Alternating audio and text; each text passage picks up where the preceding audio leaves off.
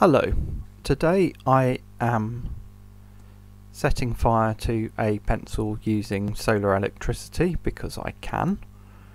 The first thing to do is to remove the charge controller from the circuit so that it is straight connected solar panels to the crocodile clip outputs, so they're just wired straight into each other.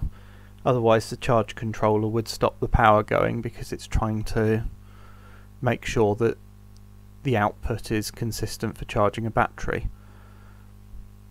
I'm then connecting the pencil across. I've sharpened both ends.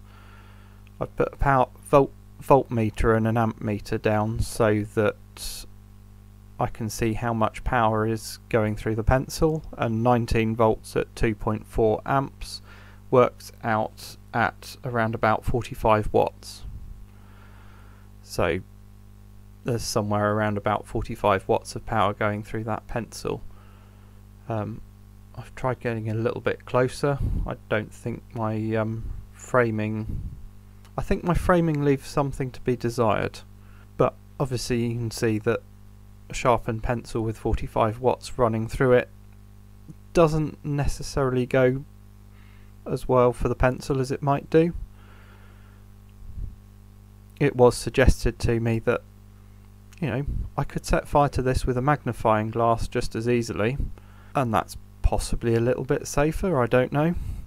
It's something that kids over the years have done. You get your magnifying glass out in the sun, and by adjusting the distance from or to what you want to set fire to, you can set fire to something quite easily.